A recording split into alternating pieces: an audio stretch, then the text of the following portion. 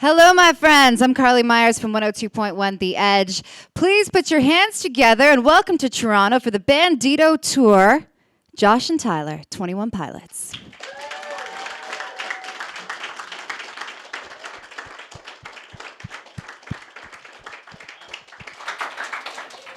Do they look cool? Check. Which one's real? Just the yellow one. I feel like this one's not. I love how we thought that would make us look so cool and called out within seconds. It Welcome, does look guys. cool. I like it. Yeah. All right, so we're gonna More get this close. this thing started with Carling, and Carling has been camped outside since Saturday. She's exhausted. Yeah. Okay, I just have my question on my phone. Okay, so since you are on the road a lot for tour, is there any Netflix shows or just like TV shows that you're binge watching on the road? Good question. Thank Yeah, you. that is a good I- question. That is I a good thought- one. Yeah. Yeah. Give you an 8.5. Okay, I'll take it. Well, tell him. Tell him what you just told me today. So Tyler's been talking about this for a while. Okay, I don't talk about it all the time. You've brought it up to me a number of times. Okay. And I'm like 20 years late, but yeah, I 2 nights ago I started Friends. So yeah, I never got it. I remember it was like going on while I was in like middle school or high school, and I just never got into it. But sometimes you do need a wind down show, like at night or whatever, and I feel like that's hitting the spot. Yeah, and then for me, I guess if you want to get really confused, you watch the OA. I Yeah, watch that's a that. good one. I have no idea what's going on, and I'm all about it. That's a good show. All right, moving on. Matt Wilson. Okay, awesome. I was just wondering about when was the first time you heard one of your songs on the radio and what that experience felt like. It's a weird feeling. You kind of always look at the radio as this gigantic, endless abyss of people. So when you hear yourself on it, it seems way bigger than it is. Like 50 billion people are listening to this right now is what it feels like, when really it's probably 1,000. Thanks. Hey, that's why we're here, trying to boost these numbers. But no, I remember the first time for me, I was in the car. I was in the back seat with a couple of buddies, and we were going to get something to eat. And I heard it on, and it was quieter because my buddy's radio wasn't very loud. And I remember thinking first, I was like, that's kind of weird. I didn't think he was a fan. And then, you get it. Right? Put the mic up to your face and laugh. It's better. And then I realized, no, this is the radio, actually. It's the radio, Harry. It's a Dumb and Dumber quote. Anyway, and then I was like, guys, it's me. It's on there. Look, turn it up. And they turn it up. I'm like, oh, cool. So where do you want to eat? It's like, I guess McDonald's works. So that was it. That was the moment. It wasn't as glorious as I thought it would be, but it was perfectly normal.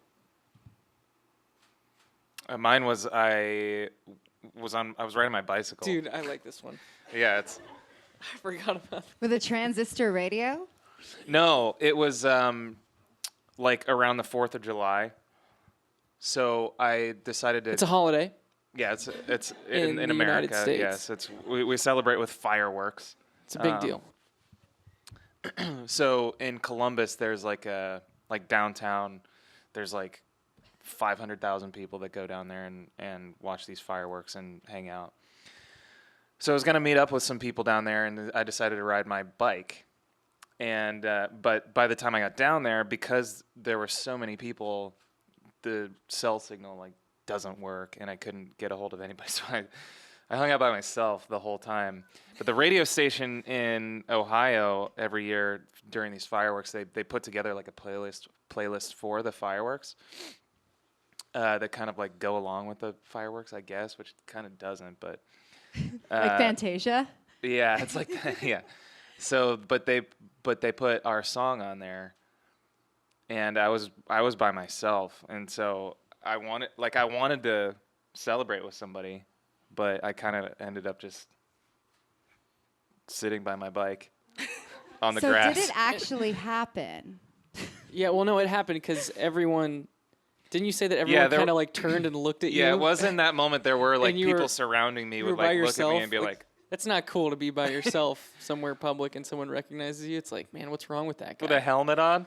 Yeah, it's not a good Yeah, look. so it wasn't that cool. But I did feel cool in the moment. Yeah. Awesome. Carling, did you have two? I was gonna ask for Mackenzie. Oh, sure. Yeah, no worries.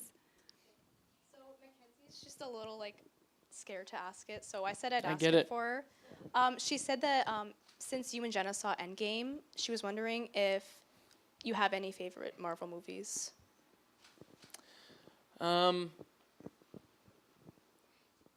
You're saying because I saw the last one that I have a favorite previous one? See, you can do this. I just got you to say that. I don't know. I guess I kind of just showed up at the end and was like, sweet. I feel like a lot of people are very involved and kind of know the whole thing. You know, our buddy Mark knows every aspect of it. So any question we have, we usually throw his way. You know, like who's Captain America and stuff like that. And no, I really enjoyed the Captain America ones, several of them. I watched a few of those. I did not see the Ant one. Skipped on that one. I didn't see the Thor ones, actually, but I do enjoy him in the Avengers movies. So I don't know if that's the answer you're looking for, but yeah. Josh, you have one? That question was not for me. Oh, that's true. Okay, Taylor. Oh, hey guys. Just wondering, like we're similar in age, and it's hard to really like, pin down like a genre for you guys. But during high school, what was your guys' kind of playlist? Like, what kind of bands you guys listened to, and give you the influence that got you to this point? So we're both 19. Going on 20. Going on Oh, 20. so. Man, it's hard to. We were just talking the other day how it's fun to go back and listen to songs and records and artists that you kind of forget that you listen to a bunch. And I mentioned an artist named Ben Folds. He plays the piano. He kind of is. There's a lot of aspects of what he does, even in a live setting, that I've drawn a lot of inspiration from. I kind of forgot that I had. Man, we both like older pop punk stuff, like Reliant K or Cartel, and who else? I was gonna say, is this on? Yeah, can we turn him up? Can we turn me up too? I like me. Still make him louder, but, Just a little. but both of us louder. Yeah, I was thinking about this. I was gonna say Reliant K, and the reason why is because I remember like I would go and pick out like punk or pop punk albums that my parents didn't like at all. There's the volume. Yeah, my parents hated them, and so my dad would find like cleaner versions of those bands. And Reliant K, I got home one day from school, and there was like a couple CDs laid on my bed, CDs, and that was one of them. And so my dad got me into that band, and it's gone again. Which those guys actually know about that story now too. Which I think is funny. So did we lose his mic, or is it working again? You want to grab another one? Any of these work? Oh my goodness. There it is. There. Yeah, basically Josh wanted to listen to music that was like, I hate my life. And his dad was like, why don't you listen to this music? It's like, life's fine. Yeah. Yeah. It's mediocre. Okay. Maddie. Maddie, where are you? Oh, there you are. So I was just wondering if during the show you notice your fans getting emotional and how that makes you feel. You want me to say emotional, don't you? I have a new thing where I'm not going to be forced to answer something you want me to say. Okay. I'm going to try that out. No, it's mean. No, I think that when we see it's tough because we play the songs every night, right? Right. And we're thinking about 50 different things that have nothing to do with really what the lyrics meant at that time. when I was writing it. We're thinking about, don't fall over is one of them. Make sure you breathe in between this lyric and this lyric, because you know that if you don't, there's not another moment to breathe for a while, and you'll end up passing out. So there's things about even picking how often to breathe while singing or something that you kind of have to be aware of when you're performing. But I will say that the only thing that really gets me back to thinking about what the song meant to me when I wrote it, and now what does it mean to me where I am now in my life, is seeing our fans reacting to the song in the way that they do. And that is what, if we're prepared to play the show, if we've done the hard work, and we can kind of let all those other thoughts that are kind of technical thoughts become a bit more muscle memory, then we're able to go there and really appreciate and let the song do its healing and its work that it done when we wrote the song. And the catalyst for that is watching you guys react to it. And so it's really important. Thank you. Yeah, that was better than you thought it was going to be done. Okay, are you ready, Sam? Yes. Okay. You got this. I just want to first of all say thank you for everything. My question is speaking to Bandito. The term Solofolina is one that we know is a cry for help from Trench. But why did you specifically choose that phrase, and what was its significance to you before it turned into Trench? It's from Thor, isn't it? Yeah. I thought you didn't watch Thor. Not the ant one? It No. might be from the ant one. I don't know. It's good. God, I love you, man. It's a good question, though. No, that is a good question. So it's going to sound silly at first, and I hope it doesn't sound like it's not as important as it is, because it is an extremely important phrase for me. A part of my writing process, sometimes I'll write poetry, or I'll write lyrics first, and then you try to find the music that is always meant to be with that, and you think all dramatic. And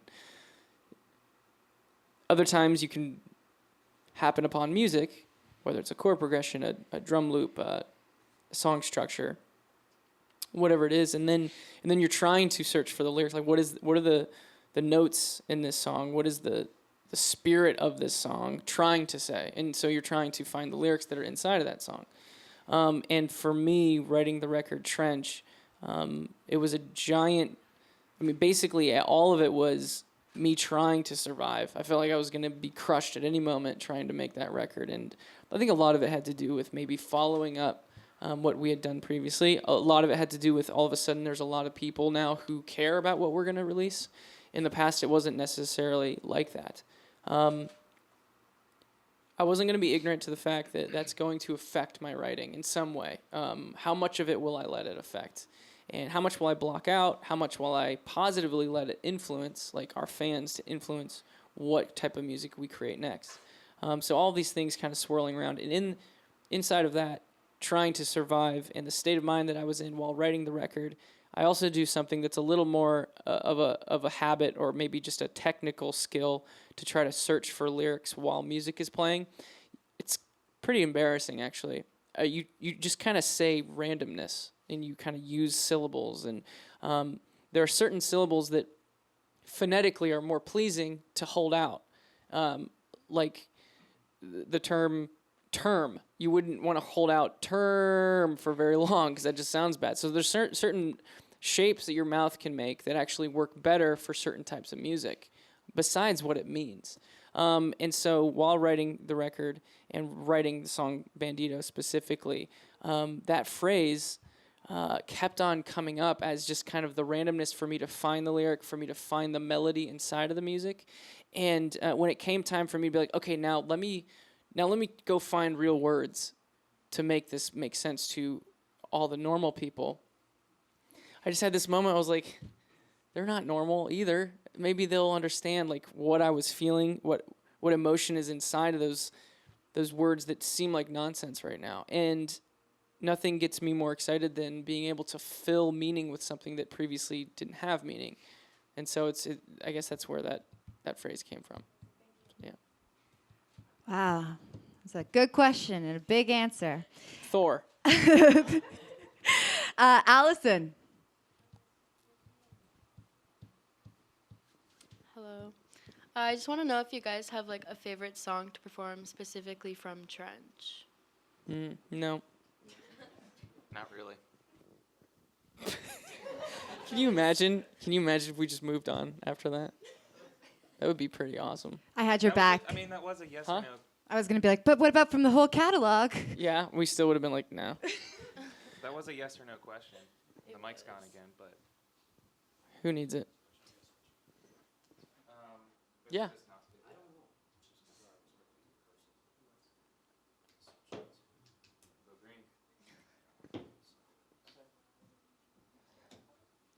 Hello. Hello. Ah. Yeah, We have found that anytime there's technical issues during a show, or even a situation like this, I feel like my theory is you guys will actually remember the mic not working way more than anything else we said today. So embrace it. And we just had a moment together. And it happens in our show all the time where something doesn't work or we mess up. And in the past, I'm sorry, we're dodging your question. In the past, we've feared that moment. Whoa, something went wrong. Everything is messed up. Terrible show. I think as we matured and understood kind of how, maybe an audience watches a show, it's actually interesting to watch a band or an artist work through something that obviously you could tell was not planned. And so it kind of really helped us learn how to perform, to not worry about when the mic doesn't work. And then, Joe comes up and fixes it. I don't know if your name's Joe. You look like a Joe. And there's no band or artist that's ever not had things go wrong on stage, and the more that we interact with people, or if I like go see a show of somebody that I know, there's been so many times where I'll talk to them after, and they're just like, yeah, all this stuff was going wrong. So you do learn how to work through it, but also sometimes we just like to be transparent about it because that can be the best way. So my blood. Veronique. She's also working a camera. So I'm pretty new here. I've never heard of you guys ever. Just want to know how you guys met. You're like really new here, huh? it was at a pet store. Yeah. I was working there. Yeah. And you came in because you were trying to get A hamster. Trying to get a new hamster because what happened to your old one? My old one. Joe. My old hamster. It had something wrong with his lung capacity was really bad. But when I got the wheel for him to run on, it actually killed him. And so he had an issue with being able to breathe correctly during cardio. So I was super bummed, actually, because it happened that day that I went in to go get a new one.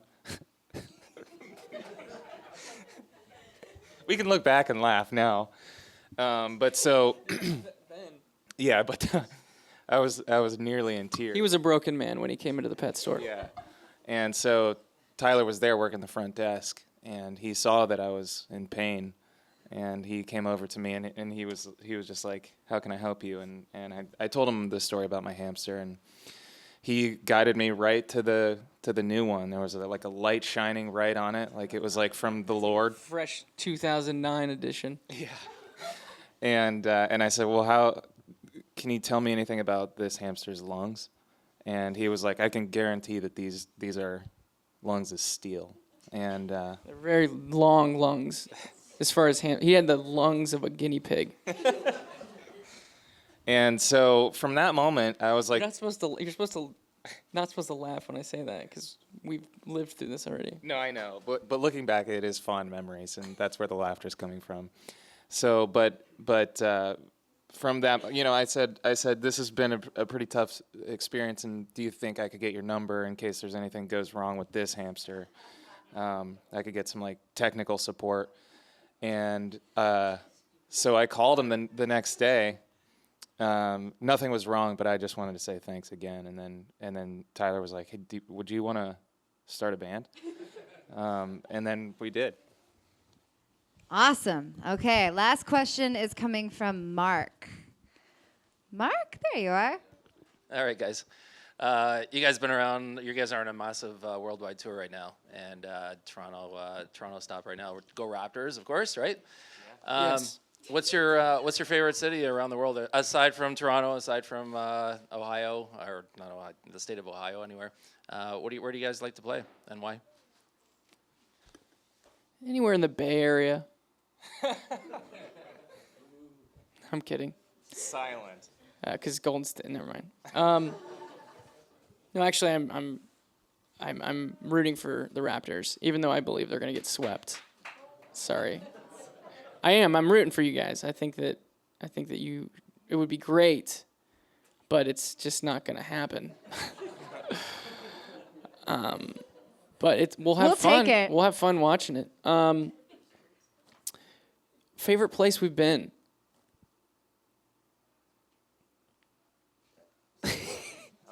Do you have something? Yeah. So, well, yeah, we love Canada. We've been here for the past like week and a half, and all the shows have been super fun. I think some that now, are you talking about to play a show or to like visit, hang out? Okay, because those can be different. But I think, man, we have the best fans ever. So we go all around the world, and I mean, honestly, we're blown away by when we step on stage and for the first time of the night, and just see how many people look like you guys and have kind of totally invested. So it is really hard. It's hard to kind of like pick ones out. I would say we just played in South America, and we don't really get to go down there too much. But those ones stood out for sure. And then Mexico. As far as shows, those are great. I have one. You do? We played in the Ukraine for the first time this year, and it was really awesome. So, other than that, we like being home more than most things. Anyway. All right. Well, thank you guys so much for coming to the 21 Pilots fan press conference, and thank you for having something like a fan press conference. They asked me, like, how many of these have you done? And I'm like, none, because this isn't something that happens very often to have the questions asked by the fans. So let's have a round of applause for Tyler and Josh.